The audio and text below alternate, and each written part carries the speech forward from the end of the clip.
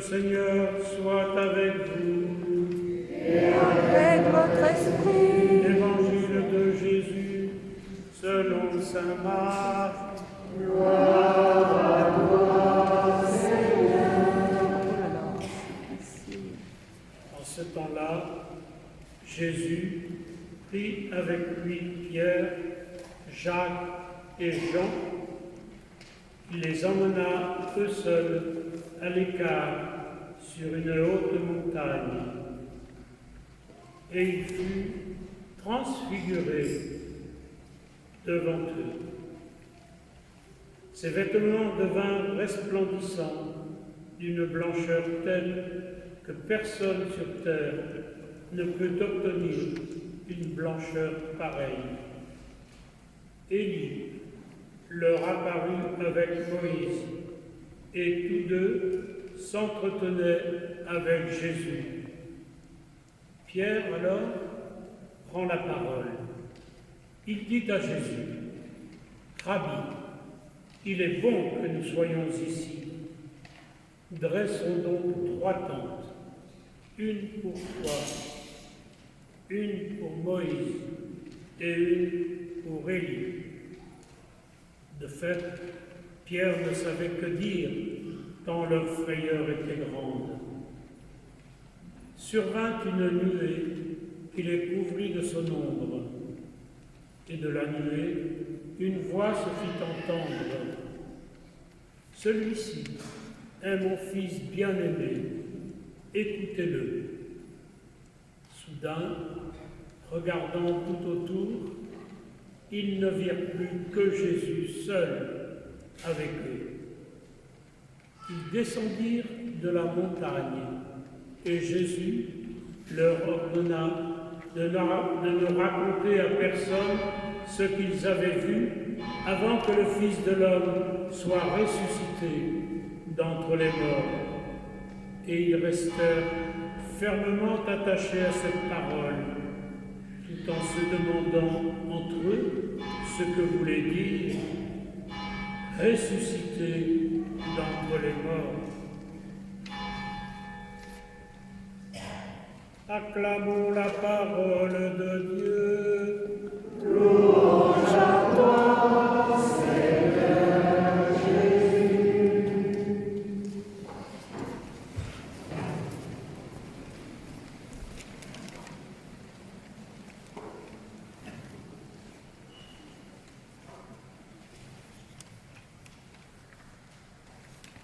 Très chers frères et sœurs, chers amis, chers enfants, dans ce temps des carême, c'est-à-dire ces 40 jours qui nous préparent à fêter la joie de Pâques, nous sommes accompagnés par les textes de l'Église et chaque dimanche, voilà, c'est une étape. Et aujourd'hui, il y a un parole très intéressant qui nous est dit dans l'Évangile: Seigneur, il est bon que nous soyons ici. Et j'aimerais bien, et le Seigneur le désire tellement, que nous soyons bien d'être ici, ensemble dans l'Église, celui qui nous rassemble et celui qui désire aujourd'hui nous toucher par sa grâce, nous communiquer sa vie divine, nous nourrir de sa parole, de son corps. Très important. C'est la première chose, une première prise de conscience. La messe dominicale, nous fêtons la résurrection du Christ, c'est-à-dire notre espérance chrétienne. C'est un temps, un lieu où nous sommes bien, où nous sommes dans la maison de notre Père et nous sommes en famille. Et c'est comme cela que nous voulons vivre ce temps. Quelquefois, il y a des personnes, quelquefois aussi des prédicateurs qui peuvent, vous voyez, avoir des propos peut-être presque peu déplacés par rapport à cette constatation de Pierre qui ne savait pas quoi dire. Effectivement, voilà que Jésus emmène sur une autre montagne ces 3 apôtres, Pierre, Jacques et Jean. Déjà, la première chose, nous pouvons nous poser pourquoi il n'a pas choisi les 12, pourquoi il n'a pas pris davantage de disciples. Mais le Seigneur, dans sa sagesse, dans sa liberté souveraine, il a choisi ainsi.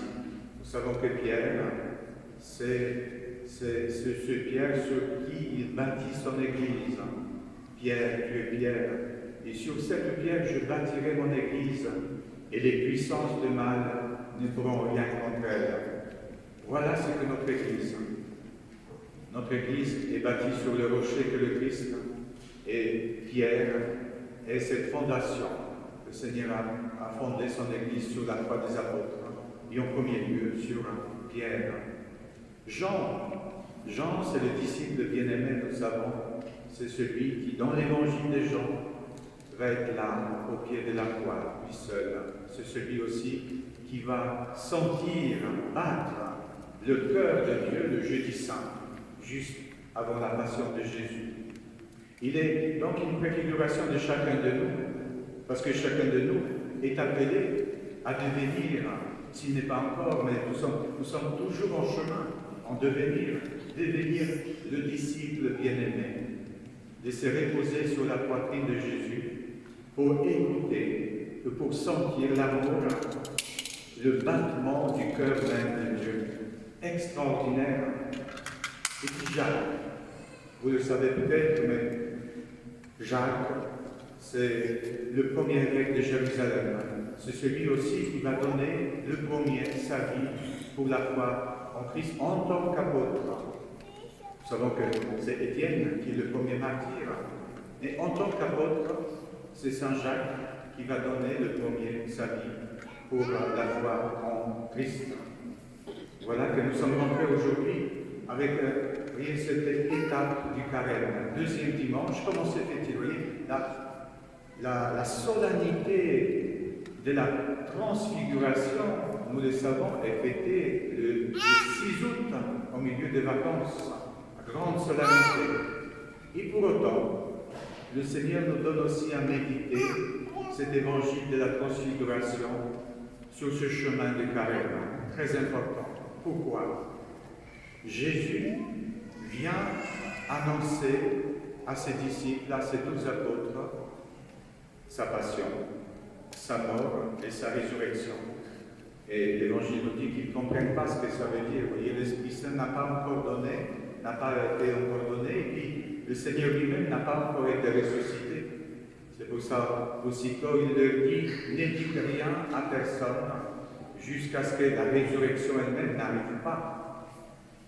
Et voilà qu'il est transfiguré devant eux. Il les prend pour les trois, pour qu'ils soient le témoin de ce que lui, il est, c'est-à-dire le vrai Dieu. Il manifeste sa divinité. Il manifeste sa divinité pour qu'au moment de la passion et de la croix, où humainement c'est un échec total, nous savons qu'il n'y a plus personne au pied de la croix. Dans l'évangile de Marc, les apôtres comprennent de moins en moins de ce mystère de Jésus, qui il est. Il est le Messie, mais il le voit comme un Messie humain, celui qui doit libérer Israël du pouvoir de Rome. C'est pas ça la mission de Jésus. Et le Seigneur, il les accompagne avec tendresse, avec douceur, avec sa pédagogie propre.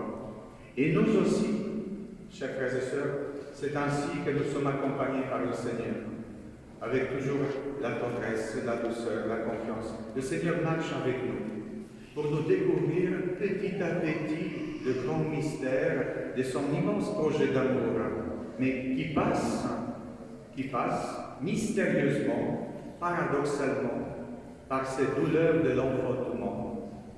Et il est bon que nous soyons ici. Il est bon que nous rappelons que le Seigneur a agi dans notre vie.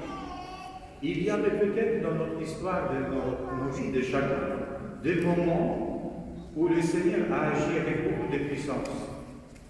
Et il est bon de garder toujours tout cela dans notre mémoire, comme Jacques, Pierre et Jean. Ils ont gardé ce moment où ils étaient bien avec le Seigneur sur la montagne. Il ne faut pas que nous oublions qu'un jour le Seigneur a véritablement agi dans notre cœur, dans notre vie. Il nous a touchés et nous sommes là. Et il se peut et vous voyez, pour avancer dans notre vie, pour faire l'expérience, pour partir à la suite du Christ, pour découvrir tous les aspects de notre vie humaine, pour grandir dans notre humanité, pour nous remplir de l'amour du Seigneur. Vous voyez, le Seigneur décide de nous conduire par plein d'expériences. Mais quelquefois, c'est des expériences très douloureuses, comme l'expérience d'Abraham, qui est appelé à faire confiance. Le mot qui sont là, c'est vraiment le mot que nous pouvons retenir aujourd'hui. Confiance. Il fait confiance totale à Dieu. Et puis, au final, Dieu épargne son Fils. Mais nous savons par la deuxième lecture que nous avons écoutée que par amour pour nous, Dieu n'a pas épargné son propre Fils. Il a livré pour nous, pour que nous ayons la vie. Et le Seigneur Jésus nous l'a dit, il n'y a pas de plus grand amour que de donner sa vie pour ceux qu'on aime. Nous savons très bien que, vous voyez, le but de notre vie, ce n'est pas la souffrance, ni la passion. Ce n'était pas non plus le but de la vie de Christ. Notre but, c'est la résurrection, c'est rentrer dans la gloire de Dieu. C'est la participation à la vie même de Dieu. Mais voilà que maintenant, le Seigneur nous fait passer par toutes espèces d'expériences. Et nous voulons l'accueillir comme une grâce de Dieu. Vous voyez, comme à l'école, on apprend, on passe par des épreuves. Et qu'est-ce qu'on serait devenu si on n'a pas petit à petit appris? Et nous sommes appelés à découvrir cette pédagogie. Dieu se met à notre rythme. Il ne nous brusque pas, mais il est là avec nous, il nous accompagne pour nous faire grandir dans notre humanité. Jusqu'à jour où il va nous faire entrer dans sa gloire, mais avec toute cette expérience que nous avons pu vivre. Et donc il y a à la fois la joie et la peine, la tristesse qui se mêlent dans notre vie sans cesse. Et il est bon, sans cesse, de se rappeler, comme nous sommes dans la difficulté, dans les épreuves, que le Seigneur a agi d'une manière très forte dans notre vie, pour que nous ne perdions pas l'espoir. Et c'est l'expérience des 3 disciples. Ils vont être dispersés. Il n'y aura personne au pied de la croix. C'est un échec humain total. Et pourtant, Jésus, une fois ressuscité, va apparaître à ses disciples et ils vont revenir.